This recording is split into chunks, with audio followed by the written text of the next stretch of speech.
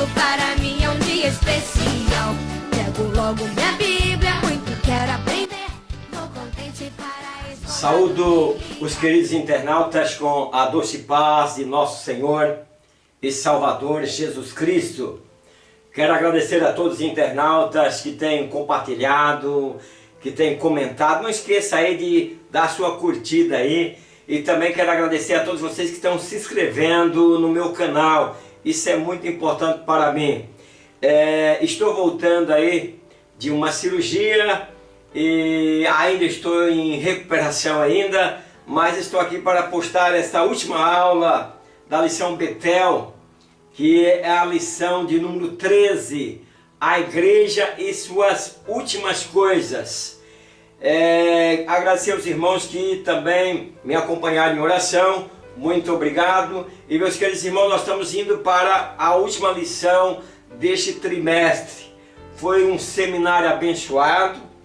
Todos vocês que pediram o certificado, vai estar aqui embaixo, passando o nome de vocês, que o certificado vai estar lá no meu site e vai estar numa página escrito Certificado Betel. Você entra no meu site e aí lá está escrito Certificado Betel. Outra coisa que eu gostaria de pedir para os meus queridos internautas é aqueles que estão usando as lições prontas que eu coloco lá no meu site, que vocês possam também estar dizendo que se vocês estão usando ali. Isso é muito importante para mim, porque de repente eu estou postando a lição, quer dizer, um trabalho a mais, e de repente algumas pessoas não estão precisando, não estão acompanhando ali. Eu só quero saber quantas pessoas mais ou menos estão usando ali o meu site para retirar aqui aquela lição, a aula em slide.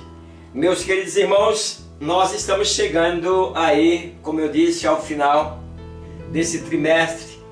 A igreja e as últimas coisas. Nós estamos vivendo os últimos dias e nós precisamos estar preparado, porque muitos acontecimentos estão acontecendo e o maior deles que nós esperamos é a volta de nosso Senhor e Salvador Jesus Cristo. O textual desta lição ele diz o seguinte: porque a ardente expectação da criatura espera a manifestação dos filhos de Deus. Romanos capítulo 8, versículo 19. A verdade aplicada, a verdade que nós vamos aplicar nessa lição. Nós, como igreja e noiva do Senhor, devemos ansiar pela sua vinda. A introdução, a esperança, a expectativa da volta do Senhor são um alerta de todos os discípulos de Cristo. Eu quero dizer aqui aos internautas, aos crentes em Cristo, que nós precisamos estar preocupados na expectativa da volta do nosso Senhor. Que nós precisamos estar com nossos corpos mortificados. Nós precisamos estar mortos para este mundo, esperando a vinda do Senhor, e que nós possamos, por exemplo, todos os nossos projetos. A primeira prioridade é a volta de Jesus. Se Jesus não voltar, eu farei. Mas se Jesus voltar, eu quero deixar tudo para subir com Ele. O objetivo da primeira parte da lição: explicar o que é escatologia e o que é os últimos dias. Então, nesse primeiro ponto, escatologia, o cristianismo é uma religião que se projeta para o futuro. Então, nós, cristãos, nós somos um povo que projetamos para o futuro. Pois a escatologia é uma parte da teologia, sistemática, que estuda as últimas coisas e o fim da história como a conhecemos. Todo final, por exemplo, da história, nós conhecemos na Bíblia. E no primeiro ponto, no 1.1, nós vamos falar sobre os últimos dias. No 1.2, a esperança da igreja. E no 1.3, o arrebatamento. Quero dizer aos internautas, aos professores de escola dominical, procure expor esta aula da melhor maneira que seus alunos venham entender. Pois estamos vivendo os últimos dias. E nós, por exemplo, não vivemos desesperados.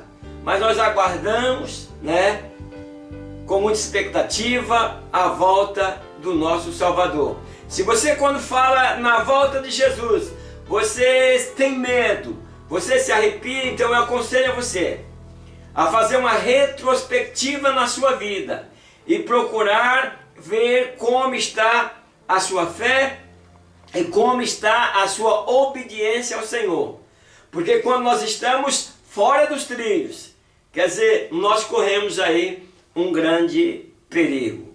O 1:1 diz: os últimos dias, quando o Espírito Santo desceu sobre os cristãos no dia de Pentecoste, Pedro, citando o profeta Joel, identificou o seu tempo como os últimos dias, por estar se cumprindo a profecia.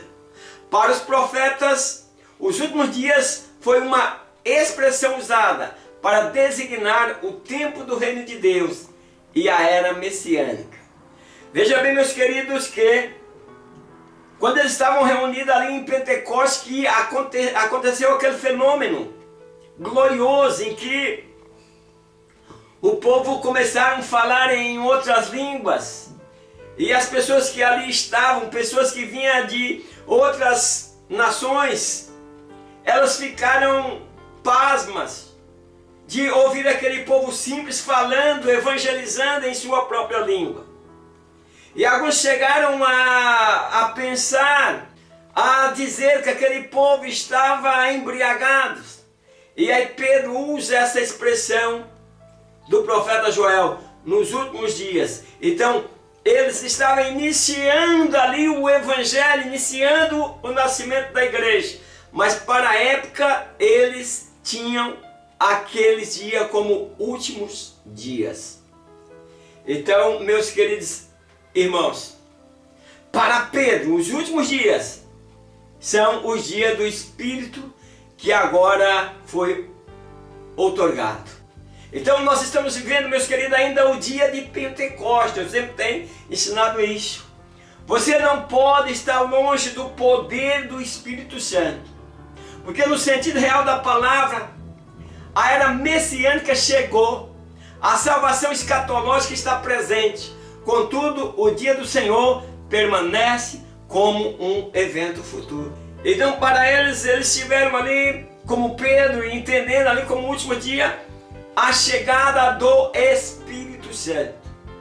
E nós aguardamos aí para as coisas, para as últimas coisas, conforme nós estamos vendo desta lição. As últimas coisas é que está acontecendo e nós esperamos a vinda do Senhor. Essa no 1.2, a esperança da igreja.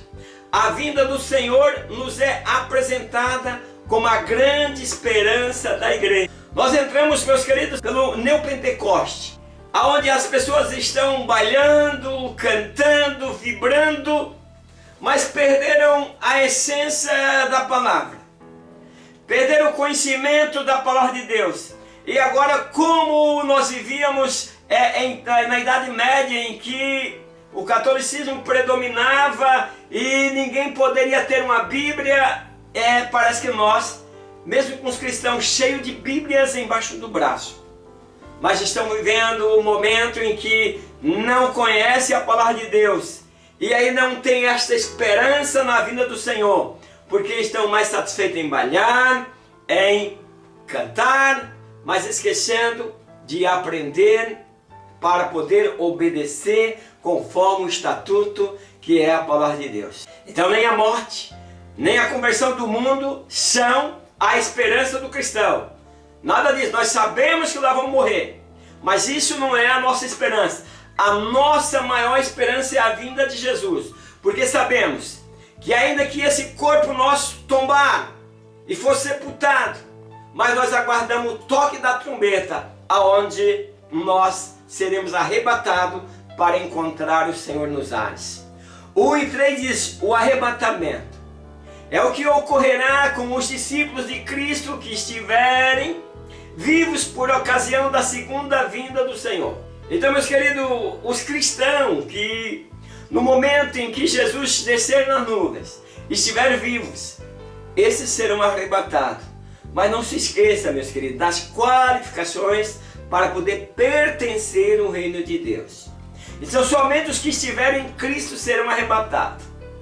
E aí eles não passarão pela morte física, pois Paulo diz que, escrevendo aos Coríntios, que diz que no abrir e fechar de olho, nós seremos transformados, arrebatados para encontrar o Senhor nos ares. E daí haverá um grande encontro nas nuvens, entre os que irão ressuscitar e os arrebatados pelo Senhor. Então nós encontraremos com aqueles que morreram antes da vinda de Cristo, não importa com 1000, com 2000, com quantos mil anos ele está sepultado.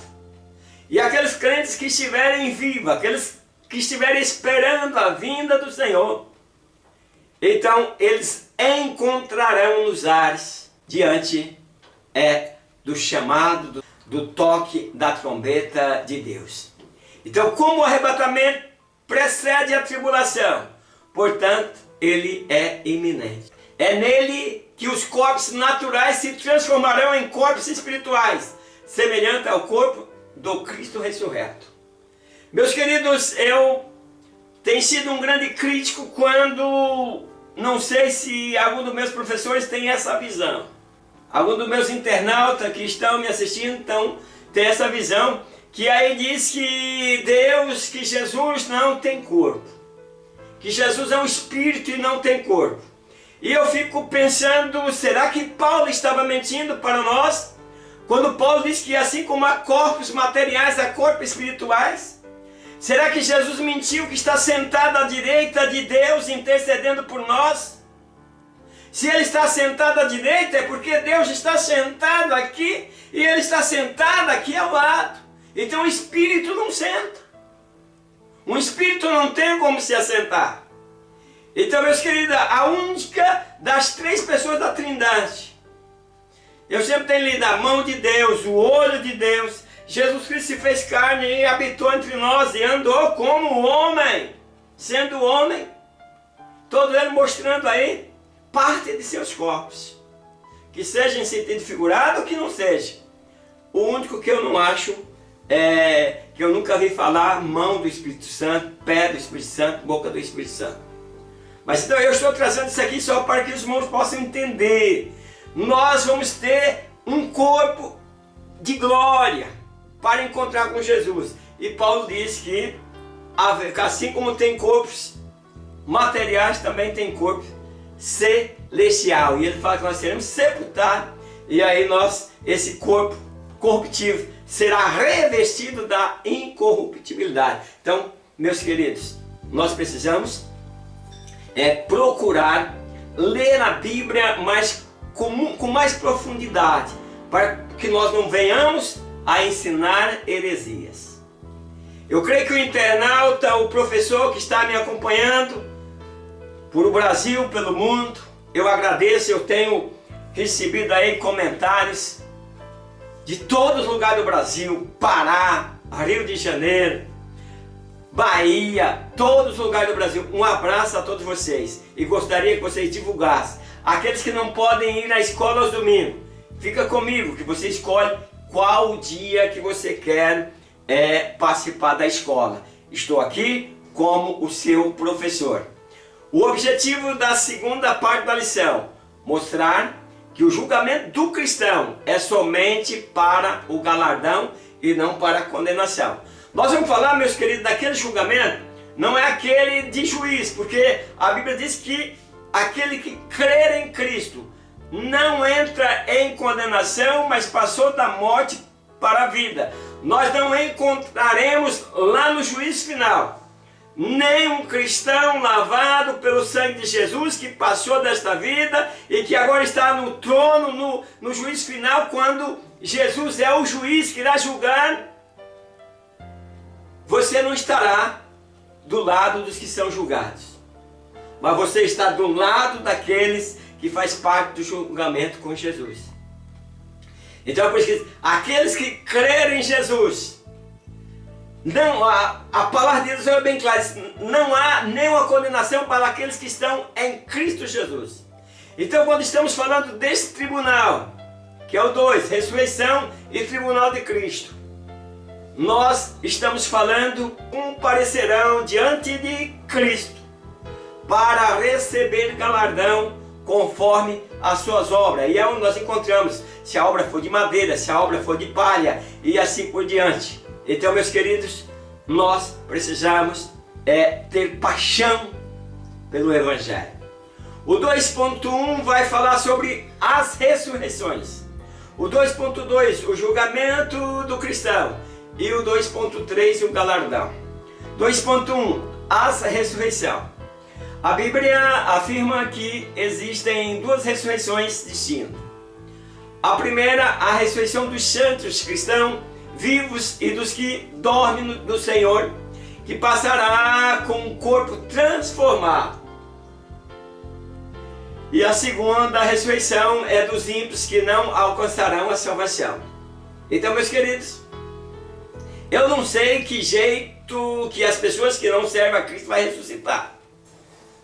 Eu não sei porque Paulo promete um corpo glorioso, um corpo celestial para aqueles que servem ao Senhor. Dos ímpios nós não temos nada escrito como eles ressuscitarão.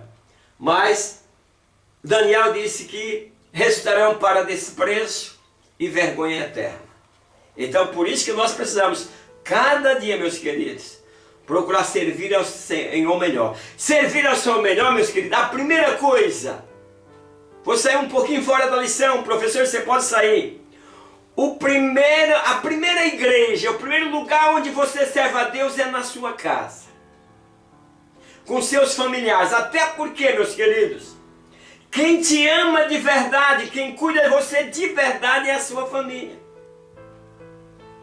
Antigamente, quando você passava por um processo de enfermidade, a tua casa enchia de crentes para orar por você, por causa da comunhão. Hoje, meus queridos, eu creio que em algumas cidades pequenas ainda pode existir esse tipo de comunhão. Mas nas cidades maiores nós nos encontramos assim, ó, como um carro passa por outro na igreja. E às vezes dizemos, Pai do Senhor, irmão, e às vezes nem damos paz do Senhor para o irmão. Então, nossa comunhão parece que está ficando um pouquinho distante. Tratando muito bem as pessoas, mas na igreja, mas no cotidiano, aonde nós trabalhamos, aonde nós vivemos no nosso grupo, na sociedade, nós parece que o neutralizamos. Então, o que eu estou dizendo é o valor da família. Comunhão com Deus começa na sua casa, obedecendo. Sendo senhor da sua casa com amor, amando a tua família, de maneira que elas cresçam com alegria e com desejo de cada dia servir melhor a Deus. Então é por isso que nós estamos estudando aqui no 2.2, o julgamento do cristão. Cristo virá para julgar as obras dos cristãos e outorgar galardões. O cristão não será julgado com relação aos seus pecados. Eles foram julgados na pessoa e na obra de Jesus. O cristão não será chamado a prestar contas de como utilizou seus talentos. Então, esse julgamento do cristão é para receber galardão. Nesse julgamento você não será julgado pelos seus pecados, porque seus pecados foram lavados e cobertos pelo sangue de Cristo. E Paulo indica que, embora sejamos salvos pela graça, somos salvos também pelas obras. É o que diz, não dá para dizer que é cristão e não ter obras. Aí é complicado porque falta o amor. O 2.3 diz o galardão. A palavra galardão vem do grego e significa salário pago por um trabalhador ou recompensa, fruto natural do trabalho árduo e esforçado. Então nós estamos dizendo aqui, galardão quer dizer, ele está se referindo a um salário, a um tipo de pagamento. Então, nós entraremos no tribunal de Cristo para receber o pagamento por aquilo que nós fizemos, que é o galardão. Então, o cristão que tem que prestar contas no uso dos talentos, como administrou seus bens, pois serão recompensados conforme seus investimentos. Então certamente não devemos fazer a obra pensando nas recompensas. Não é isso que o nosso comentador está trazendo para nós. Mas entretanto nós sabemos que tudo que fazemos não passa despercebido aos olhos de Deus, pois o nosso trabalho no Senhor não é vão e nosso trabalho tem uma recompensa. O objetivo da terceira parte da lição: descrever o que vai acontecer depois da volta do Senhor. Então agora nós vamos estar passando para os nossos alunos, queridos professores, os acontecimentos após a vinda de Jesus. 3. A vinda do Senhor. São consideradas duas vindas de Cristo. A primeira no seu ministério terreno, no qual ele se fez carne e habitou entre nós. E a segunda acontecerá em duas etapas. Olha, nós temos a primeira, então nós temos depois a segunda em duas etapas, que se caracterizam no arrebatamento da igreja e no julgamento das nações. Um ele vem para arrebatar e em outro ele vem para julgar. No 3.1 nós vamos estudar sobre características da segunda vinda de Cristo. No 3.2, as bodas do Cordeiro. No 3.3 nós vamos falar sobre a igreja e o milênio. 3.1, característica da segunda vinda. A volta de Cristo é dividida em duas partes. A primeira parte é caracterizada com a vinda do Senhor nos ares. A segunda parte da vinda do Senhor será quando ele descer sobre o Monte das Oliveiras. Esta será visível. Então, meus queridos, nós vemos aí, claro, se você for ouvir um adventista, a forma que ele vai ensinar totalmente ao contrário daquilo que nós estamos ensinando nesta lição. Pois, segundo a Bíblia, Paulo fala da vinda de Cristo que será um arrebatamento, quer dizer, tirado com rapidez, né? Então, e aqui nós dividimos aqui em duas. A primeira parte, a vinda do Senhor nos ares. E a segunda é a vinda quando o Senhor descerá sobre os montes da Oliveira. E aí que todo olho o verá. Então a declaração mais clara encontra-se em 1 Tessalonicenses 4:16. Leia lá, leia com sua classe, você pode fazer isso. Que ali nós lemos que Cristo descerá do céu, né? E os mortos ressuscitarão, e logo após os cristãos serão arrebatados para o encontro com eles nos ares. Então a primeira parte da segunda vinda pode acontecer a qualquer momento. Aí você vai lá para as parábolas das 10 virgens. E depois você vai e vê lá quando Jesus disse: se o pai de família soubesse a que hora alguém viria roubar a sua casa, ele ficava preparado para proteger. E o Senhor virá em um momento que nós não esperamos. Então, nós precisamos estar atentos, com as nossas vestes brancas. Nada de perder a paciência, nada de estresse, meus queridos. Viva uma vida tranquila. Viva uma vida harmoniosa, onde você consegue compreender, você consegue ouvir, você consegue falar. Seja calmo, seja paciente, porque na paciência nós mantemos as nossas almas. O 3.2 diz: as bodas do Cordeiro. Quando Jesus aparecer para destruir o anticristo e suas tropas, os exércitos dos céus seguirão a Jesus montados em cavalos brancos, que simboliza o triunfo. Então, meus queridos, nós temos alguma coisa aqui que eu quero dizer para os irmãos, e até se os irmãos têm outra versão, têm outra interpretação, faz um comentário aqui embaixo, meus queridos, eu aprendo com vocês. A palavra de Deus, eu digo, é um poço, meus queridos, um poço profundo, onde nós buscamos conhecimento. Nós temos que dividir conhecimento. Eu não sou o dono da verdade. Graças a Deus eu sou salvo em Cristo. Graças a Deus eu tenho lido, eu tenho procurado compreender a palavra de Deus, mas tem coisa que ainda está meio obscura ainda. E aqui diz que Jesus descerá montados em cavalos brancos. Eu acredito que aqui é uma alegoria, porque, não sei, eu acho que no céu não tem cavalo. Eu acho que é uma forma de expressão alegórica, né? Para que nós possamos fazer uma comparação aqui. Mas, contudo, eu gostaria que algum internauta que compreende aí esses cavalos brancos como literal, então faça seus comentários aí, você vai ajudar a mim, vai ajudar os meus alunos por este vasto Brasil. Então, meus queridos, este fato identifica-os com a noiva do Cordeiro, a igreja que anteriormente participou das bodas do Cordeiro. Isso significa que já estão plenamente vestidos da justiça dos santos. Então, nós desceremos junto com Cristo, após nós tivermos participado das bodas do Cordeiro. O 3.3 diz a igreja e o milênio. E os versículos do 7 a 10 tratam da condenação de Satanás. Então ficará preso no abismo durante 1000 anos. Depois será solto por um pouco de tempo, antes de seu castigo eterno no lago de fogo.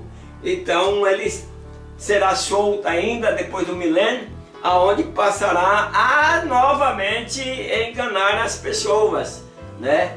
Porque as pessoas viveram em 1000 anos de paz. Então, entre esses dois eventos, a Bíblia fala em Apocalipse 20, versículo 4 a 6, daqueles que são sacerdotes de Deus e de Cristo e que reinam com Ele durante 1000 anos.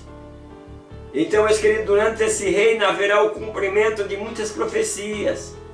O primeiro assenta-se em trono para julgar, indica que são os crentes provenientes da era da igreja, que nós vivemos agora a era da igreja, né? Até eu sempre digo o seguinte, quando nós pegamos aquelas 70 semanas de Daniel, claro que eu não vou explicar aqui, então agora nós estamos vivendo o tempo da igreja, ela parou de contar, ela veio ali até a ressurreição de Cristo, até a morte de Cristo, aí parou-se na 69 semana, agora nós estamos vivendo o período da igreja, que não são contadas semanas. Quando a igreja for arrebatada, aí novamente volta a se contar a semana para ir para a última semana. Então, meus queridos, além dos vencedores provenientes da era da igreja, João viu almas, ou seja, pessoas que teriam sido martirizadas durante a grande tribulação. Então esses dois grupos ficam juntos para reinarem com Cristo durante os 1000 anos. Será um período de paz, de bênção, durante o qual prevalecerá a justiça. Quer dizer, a terra viverá um tempo de paz, a terra viverá um tempo de justiça, porque o Senhor reina. E o Senhor é o soberano e Ele é o rei. As ordens do Senhor serão obedecidas. Vamos para a conclusão. Que a nossa esperança seja viva e nossa expectativa contagiante. Jesus Cristo voltará para nos livrar da morte e nos levar para a sua presença eternamente. Maranata, né? Ora vem, Senhor Jesus. Gostaria de agradecer a todos os internautas, a todas as pessoas que estiveram comigo durante esse seminário. Eu estive aí durante a aula, passando aí o nome das pessoas que o seu certificado está lá no meu canal. Se o seu nome não apareceu, se o seu certificado não está lá, basta colocar aqui, presbítero, o meu certificado não está lá. Meu nome por exemplo, Antônio da Silva Pinheiro, com pratinho, que logo eu já colocarei lá novamente. Convido vocês para o próximo seminário, que nós vamos estudar sobre Lucas. E até a próxima aula do próximo trimestre, na paz do Senhor. Amém.